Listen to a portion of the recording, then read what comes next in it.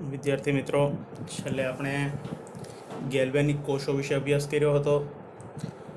આજે આપણે અર્ધકોષના પોટેન્શિયલનું માપન અથવા તો વિદ્યુતધ્રુવ પોટેન્શિયલનું માપન એમના વિશે વાત કરવાની છે. તો ગેલ્વેનિક કોષોની અંદર પણ આપણે વાત કરી હતી કે બે અર્ધકોષોને જોડવાથી સંપૂર્ણ કોષ બને છે. આ સંપૂર્ણ કોષનું પોટેન્શિયલ મેળવવા માટેનું સૂત્ર એ પણ આપણે જોયું હતું કે ઈ સેલ બરાબર ઈ રિડક્શન પોટેન્શિયલ કેથોડનો માઇનસ ઈ કહેતા રિડક્શન પોટેન્શિયલ એનોડનો. તો અથવા આપણે આવી રીતના પણ અમને લખી શકીએ કે ઈ કેથોડ અથવા તો રાઈટ સાઈડ માઇનસ ઈ લેફ્ટ સાઈડ. તો આ બંને સૂત્રો આપણે પોટેન્શિયલ ગણવા માટેના જોયા હતા મિત્રો. પણ પોટેન્શિયલ છે એ અર્ધકોષનો આપણે માપી નથી શકતા, બરાબર. એનું સાપેક્ષ મૂલ્ય બીજા કોષની સાપેક્ષે નક્કી કરવું પડતું હોય છે. કોઈ વ્યક્તિગત રીતે આપણે અર્ધકોષનો પોટેન્શિયલ એ માપી શકતા નથી મિત્રો, એ ખૂબ યાદ રાખજો. તો આ અર્ધકોષના પોટેન્શિયલના માપન માટે આપણે હાઇડ્રોજન અર્ધકોષ છે, પ્રમાણિત હાઇડ્રોજન અર્ધકોષ, એમનો ઉપયોગ છે એ મિત્રો આપણે કરવો પડતો હોય છે. પ્રમાણિત હાઇડ્રોજન અર્ધકોષ.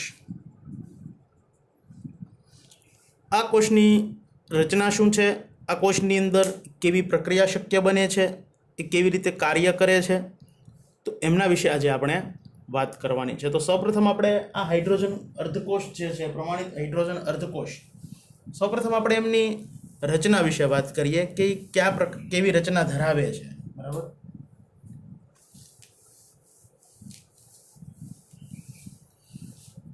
તો આ પ્રમાણિત હાઇડ્રોજન અર્ધકોષમાં મિત્રો H+ કહેતા એસિડ કોઈ એક બીકર અથવા પાત્રની અંદર, કાચના બીકરની અંદર 1 મોલર સાંદ્રતાવાળું H+ કહેતા HCl છે એવું કોઈ એસિડ લેવામાં આવે છે. ત્યારબાદ એમની અંદર કાચનો ધ્રુવ આ ટાઈપનો હોય છે. ખૂબ એની આકૃતિ સમજજો. પોલો હોય છે આવી રીતના, બરાબર. એમની અંદર અહીંથી તાર, બરાબર, અહીંયા પેક કરી દેવામાં આવે છે. ત્યાંથી અહીંથી વાહક તાર હોય છે, બરાબર. આવી રીતના પ્લેટિનમનો વાહક તાર, અને અહીંયા નીચે પ્લેટિનમ બ્લેકનો ઢોળ ચટાવેલ પ્લેટિનમનું પાતળું સ્તર, બરાબર, વાળું પતરું એ અહીંયા લગાડવામાં આવતું હોય છે. અહીંયા જગ્યા થોડી ખાલી હોય છે અને ત્યાંથી H2 વાયુ એ 1 બાર દબાણ હેઠળ પસાર કરવામાં આવતું હોય છે. આ જે વિદ્યુતધ્રુવ છે એમને H+ કહેતા એસિડના દ્રાવણમાં ડૂબાડવામાં આવે છે. મિત્રો એમની રચના ખૂબ સમજજો, એકદમ પોલી રચના હોય છે, બરાબર. જો આવી રીતના એમની રચનાની જો વાત કરીએ આપણે, બરાબર, તો પેન કેવી રીતના હોય છે એવી રચના હોય છે. દાખલા તરીકે આ પેન છે, તો પેન આખી પોલી છે, બરાબર. તો અહીંથી હાઇડ્રોજન વાયુ દાખલ થાય અને અહીંયા આ જે તળિયે વાત કરીને વચ્ચે પોલું છે, બરાબર, ત્યાં હાઇડ્રોજન વાયુ વચ્ચેથી પસાર થઈ શકે અને અહીંયા પ્લેટિનમનું પતરું હોય છે, બરાબર. તો એમને આની અંદર ડૂબાડવામાં આવે છે.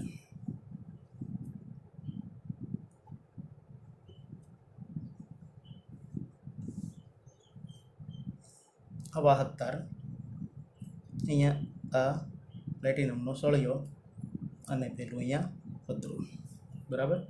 તો આ જે છે એ પ્લેટિનમનું પતરું, પ્લેટિનમનું ના પતરા પર સૂક્ષ્મ રીતે વિભાજિત પ્લેટિનમનું વરખ,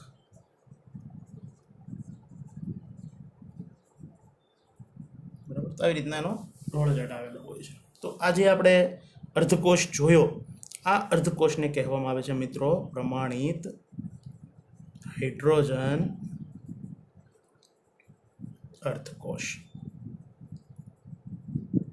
અહીંયા ભૂલ પડી ગઈ, સોરી, અહીંયા જગ્યા હોય છે અને અહીંથી H2 વાયુ એ એક બાર દબાણ હેઠળ પસાર કરવામાં આવતો હોય છે, બરાબર, અને અહીંથી આવી રીતના હાઇડ્રોજન વાયુ દૂર થતો હોય છે, બરાબર.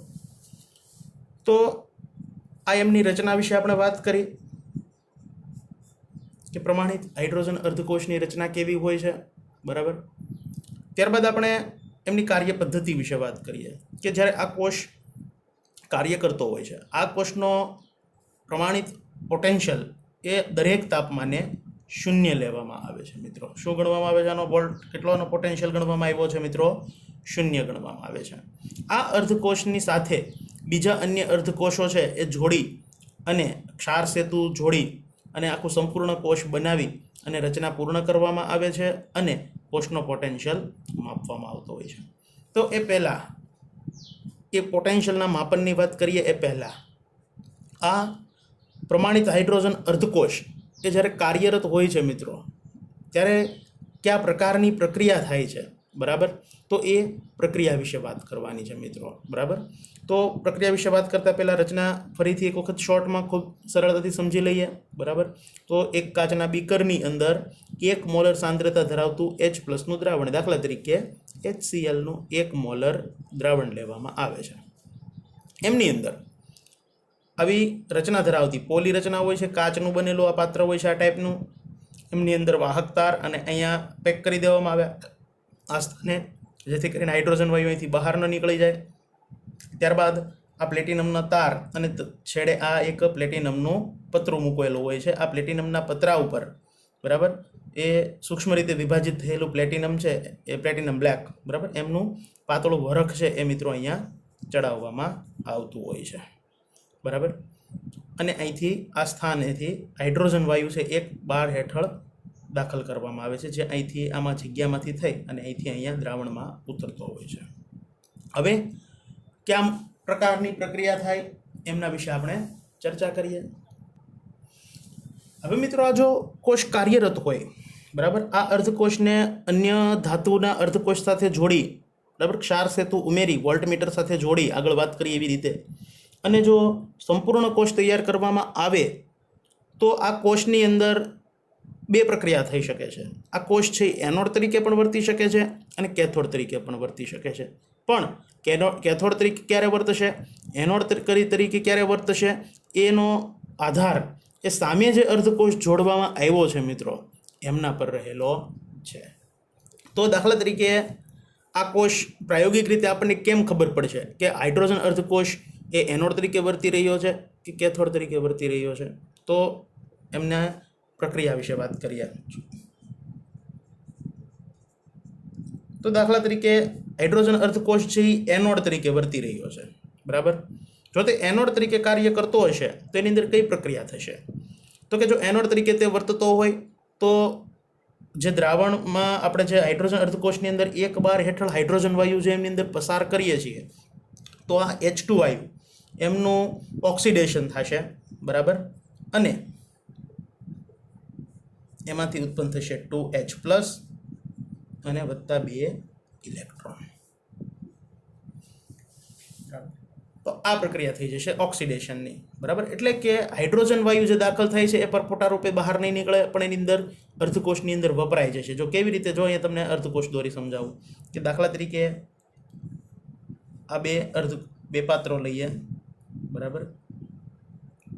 આ દાખલા તરીકે કોઈ દ્રાવણ છે, બરાબર, દાખલા તરીકે MSO4નું દ્રાવણ છે, બરાબર. એની અંદર M ધાતુનો આ સળિયો છે. અહીંયા દ્રાવણ જે ભરવામાં આવ્યું એ 1 મોલર H+નું દ્રાવણ, બરાબર, એટલે કે હાઇડ્રોજન અર્ધકોષ છે અહીંયા.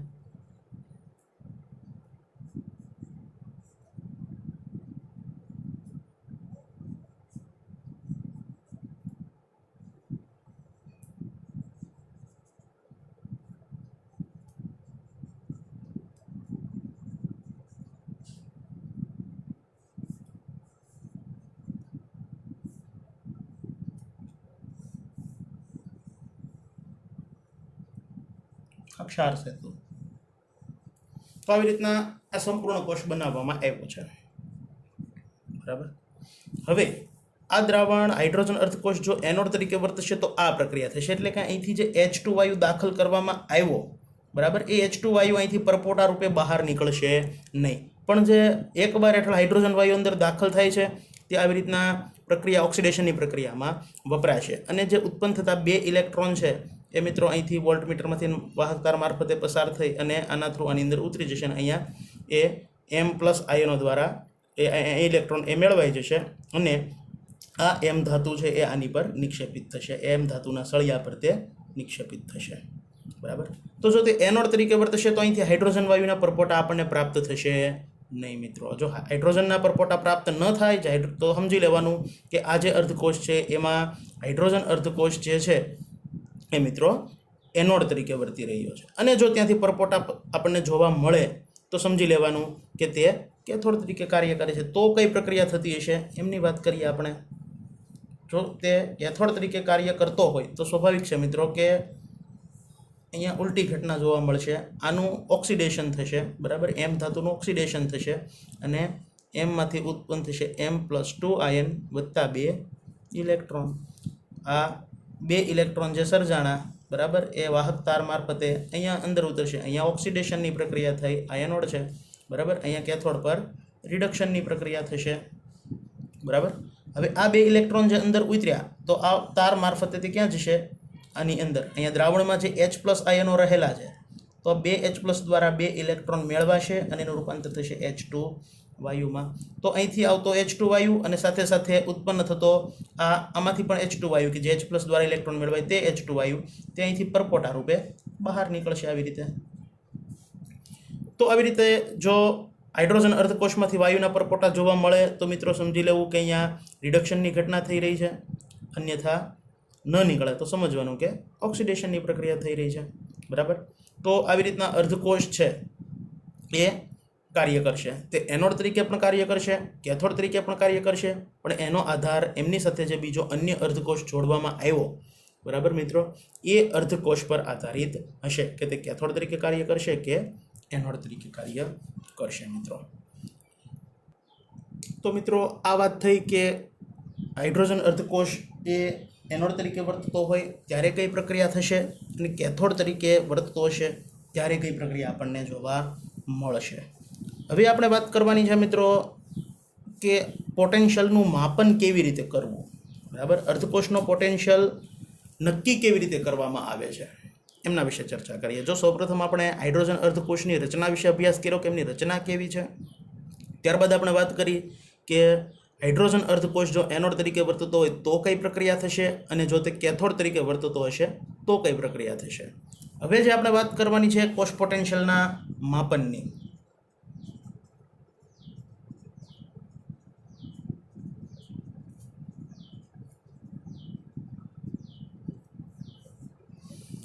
તો માપન કરીએ એના માટે આપણે એક ઉદાહરણ લઈએ કે દાખલા તરીકે એક હાઇડ્રોજન અર્ધકોષ એ લેવામાં આવ્યો. બરાબર.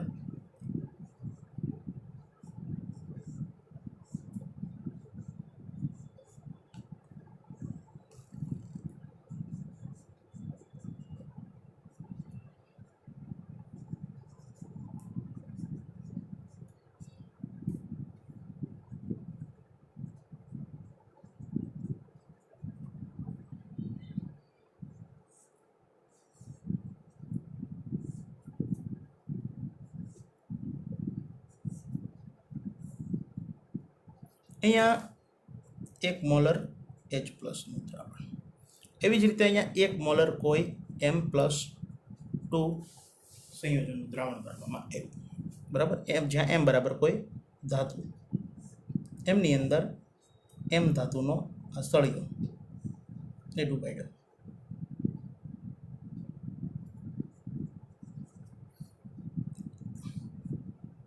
અને આ ક્ષાર સેતુ જોડી અને પરિપથ પૂર્ણ કર્યો.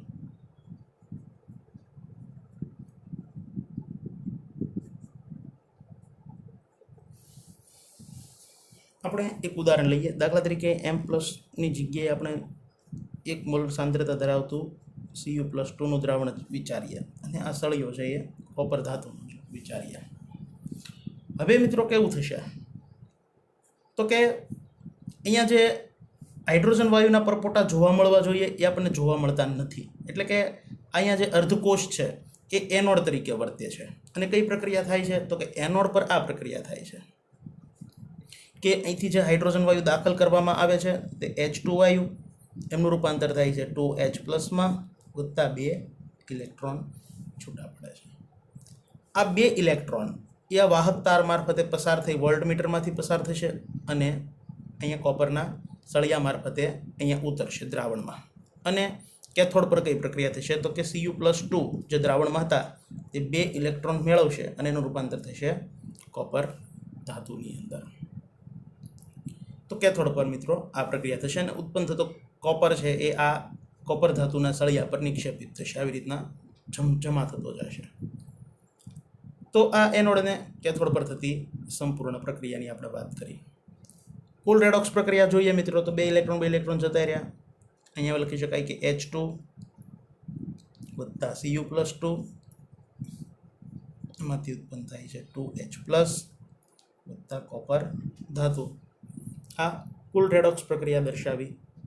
હવે પ્રાયોગિક રીતે જો આ નોંધવામાં આવે, આવી રીતના જો પ્રયોગ કરવામાં આવે તો અહીંયા આપણને વોલ્ટમીટરની અંદર પોટેન્શિયલ જે પ્રાપ્ત થાય એ પ્રાયોગિક રીતે 0.34 વોલ્ટ આપણને કોષનો પોટેન્શિયલ પ્રાપ્ત થયો. એટલે કે E0 સેલ એ આપણને કેટલો મળ્યો મિત્રો 0.34 વોલ્ટ. હવે આપણે આ કોપર અર્ધકોષનો પોટેન્શિયલ છે એ મિત્રો આપણે મેળવવાનો છે, બરાબર. તો આપણા આગળ એક સૂત્ર હતું કે E0 સેલ બરાબર E0 રાઈટ કહેતા કેથોડનો પોટેન્શિયલ માઇનસ E0 એનોડનો પોટેન્શિયલ. કેથોડના પોટેન્શિયલમાંથી એનોડનો પોટેન્શિયલ બાદ કરીએ એટલે આપણને કોષ પોટેન્શિયલ પ્રાપ્ત થાય. તો કોષ પોટેન્શિયલ આપણને પ્રાપ્ત થઈ ગયો છે મિત્રો અહીંયા પ્રાયોગિક રીતે 0.34 વોલ્ટ છે એ આપણને અહીંયા પ્રાપ્ત થયો છે. તો આ 0.34 વોલ્ટ બરાબર E0 કેથોડ તરીકે અહીંયા આ દ્રાવણ હતું, બરાબર. એટલે કે E0 Cu+2 Cu કોપરનો કોષ પોટેન્શિયલ ઓછા એનોડનો કોષ પોટેન્શિયલ. તો એનોડ તરીકે અહીંયા હાઇડ્રોજન અર્ધકોષ છે અને હાઇડ્રોજન અર્ધકોષનો પોટેન્શિયલ દરેક તાપમાને મિત્રો કેટલો ગણવામાં આવે છે? 0 ગણવામાં આવે છે. ખબર કેમ પડી કે કોપર કેથોડ છે, આ એનોડ છે? તો આગળ વાત કરીએ મિત્રો, જો પરપોટા હાઇડ્રોજન વાયુના નીકળે તો આ કેથોડ તરીકે હોય અને સામેનો અર્ધકોષ જે કોઈ જોડવામાં આવ્યો એ એનોડ તરીકે હોય.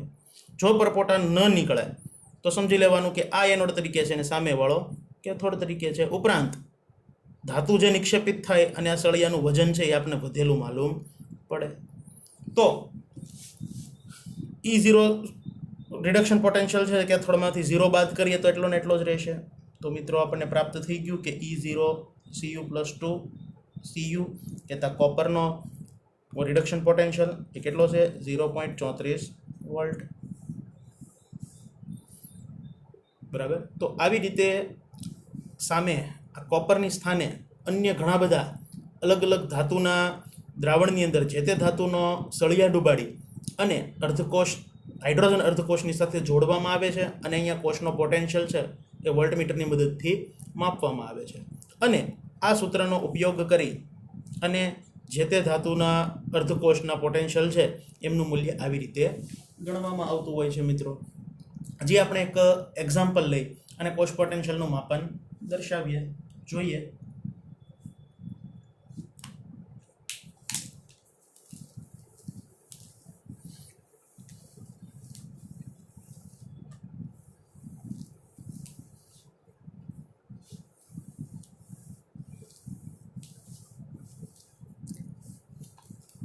દાખલા તરીકે આ હાઇડ્રોજન અર્ધકોષ લઈએ, બરાબર.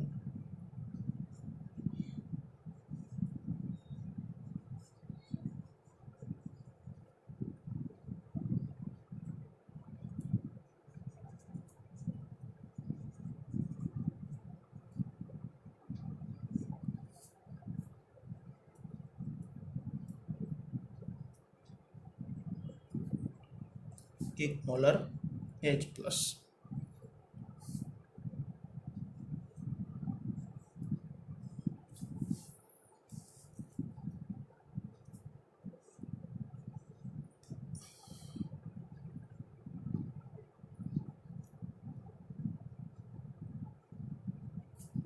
તો અહીંયા દાખલા તરીકે 1 મોલર Zn+2 નું દ્રાવણ લેવામાં આવ્યું, ઝીંકનો ક્ષાર, અને આ સળિયો છે તે ઝીંકનો લેવામાં આવ્યો.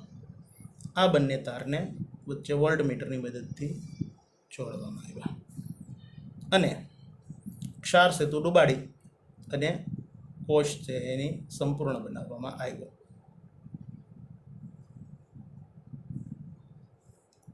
જો આ પ્રયોગ કરવામાં આવ્યો મિત્રો તો એક ઘટના જોવા મળી કે અહીંથી હાઇડ્રોજન વાયુ છે એના પરપોટા નીકળતા માલુમ પડે છે અને સાથે સાથે આ ઝીંકનો સળિયો છે એ પણ ખવાતો માલુમ પડે છે, એનું વજન ઘટતું માલુમ પડે છે.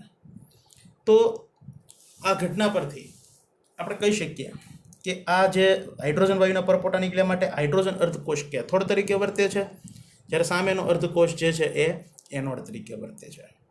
કઈ પ્રક્રિયા થતી હશે એ વાત કરીએ. એનોડ પર કઈ પ્રક્રિયા થતી હશે તો કે અહીંયા એનોડ પર ઝીંકનો સળિયાનું વજન ઘટે છે, એટલે કે ઝીંકનું રૂપાંતર થશે Zn+2માં +2 ઇલેક્ટ્રોનમાં.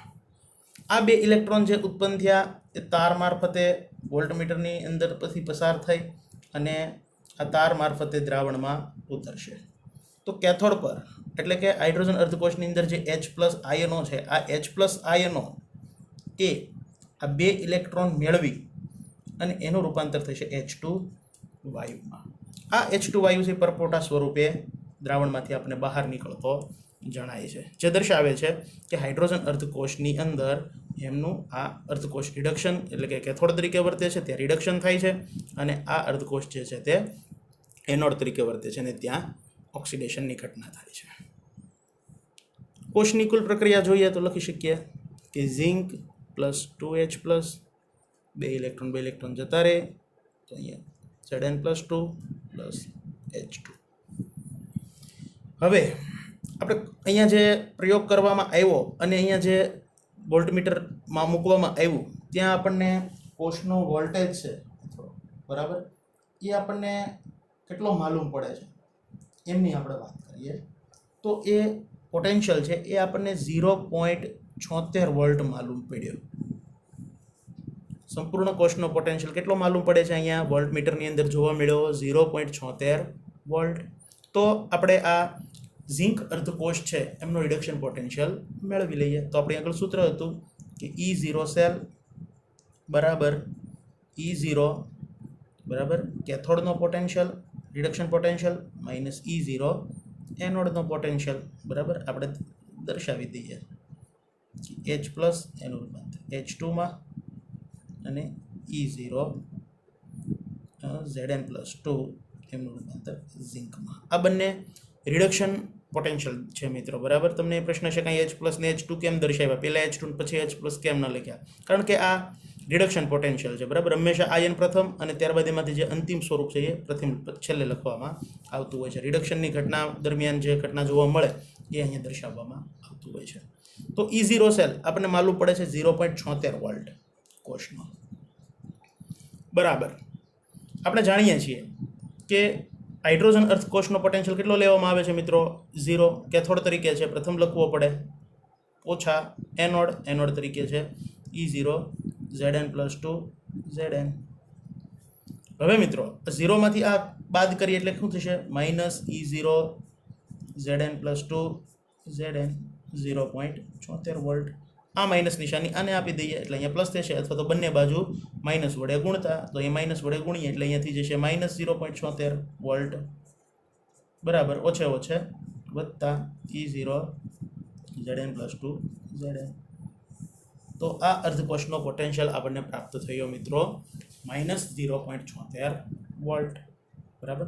તો આવી રીતે કોઈ પણ ધાતુ બરાબર એનું ક્ષારનું દ્રાવણ લઈ તે ધાતુનો સળિયો ડુબાડી અને પ્રમાણિત હાઇડ્રોજન અર્ધકોષ સાથે જોડી અને એ કોષનો પોટેન્શિયલ એ મિત્રો આવી રીતે નક્કી કરી શકાતો હોય છે. આપણે 2 ઉદાહરણ લઈ અને કોષ પોટેન્શિયલના માપન વિશે આપણે વાત કરી, એક તો કોપરવાળું અને અન્ય ઝીંકવાળું. તો પ્રથમ જે આપણે કોપરવાળું ઉદાહરણ લીધું હતું મિત્રો, જો એમની આપણે ચર્ચા કરીએ તો એમાં Cu+2 હતા અને H+ હતા. આ દરમિયાન જે કોપર છે એમનું રિડક્શન થતું હતું કોપર આયનોનું. તો આના પરથી કહી શકીએ કે H+ આયનો છે એ કોપરનું ઓક્સિડેશન કરાવી શકતા નથી. શા માટે? આ બંને જ્યારે સંપર્કમાં હતા, એકબીજા સાથે કોષ બનાવીને જોડવામાં આવ્યા, તો કોપર આયનનું રિડક્શન થયું જ્યારે આનું ઓક્સિડેશન થયું. એટલે કે આ H+નું ઓક્સિડેશન થાય છે તે સામેવાળાનું ઓક્સિડેશન કરાવી શકતો નથી, તે સામેવાળાનું રિડક્શન કરે છે. એટલે આના પરથી આપણે કહી શકીએ કે જો કોપર ધાતુ છે એમને HClની અંદર ડુબાડવામાં આવે, કોપર ધાતુના સળિયાને HClમાં મૂકવામાં આવે તો મિત્રો કોઈ જાતની પ્રક્રિયા આપણને જોવા મળતી નથી. ખૂબ સમજો મિત્રો, આની પરથી ઘણા બધા એક્ઝામ્પલ છે એ નીટ જીની અંદર એકમાત્ર વાક્ય પરથી આપણે બનાવી શકતા હોઈએ છીએ કે કોપરના ધાતુના સળિયાને HClમાં મૂકવાથી કોઈ જાતની પ્રક્રિયા જોવા મળશે નહીં. અથવા તો એમ કહે કે કોપર ધાતુના આંડાની અંદર અથવા તો કોપર ધાતુના પાત્રમાં HCl શું ભરી શકાય? તો હા મિત્રો, ભરી શકાય છે. કોઈ જાતની પ્રક્રિયા કારણ કે એમાં જોવા મળતી નથી. ઉપરાંત એમ પ્રશ્ન થશે કે અહીંયા તો H+ છે, હવે કોપર ધાતુને તો આપણે એક ઉપવાદ રૂપે લઈએ તો કોપરને જો નાઇટ્રિક એસિડમાં ઉમેરવામાં આવે, બરાબર, તો મિત્રો કોપરનું ઓક્સિડેશન થાય છે. તો આવું શા માટે થાય? આમાં પણ H+ જ હતા. તો મિત્રો આમાં પણ H+ હતા, તો અહીંયા થતું નથી, અહીંયા શક્ય બને છે. તો આનું શું કારણ? તો કે અહીંયા જે શક્ય બને છે એમનું મિત્રો એક કારણ છે કે કોપર ધાતુનું જે ઓક્સિડેશન થાય છે એ H+ દ્વારા નથી થતું, પણ અહીંયા જે નાઇટ્રેટ આયન છે નાઇટ્રિક એસિડની અંદર NO3-, તો આ નાઇટ્રેટ આયનના કારણે કોપરનું ઓક્સિડેશન છે એ મિત્રો શક્ય બને છે. ખૂબ સમજો, બરાબર. અહીંયા ક્લોરાઇડ આયન વડે શક્ય બનતું નથી, પણ નાઇટ્રેટ આયન વડે શક્ય બને છે. તો આ એક ખૂબ યાદ રાખ્યા જેવી બાબત છે. તો આ કિસ્સામાં આપણે કહી શકીએ કે H+ એ કોપરનું રિડક્શન કરે છે, એટલે કે ઓક્સિડેશન કરાવી શકતો નથી. અન્ય આપણે વાત કરી હતી તો બીજું ઉદાહરણ પણ આપણે એ જોયું હતું મિત્રો. કેવું ઉદાહરણ હતું? તો આપણે હાઇડ્રોજન અર્ધકોષની અંદર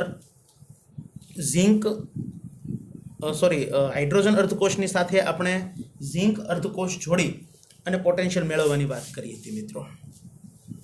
તો આ એમની અંદર આપણે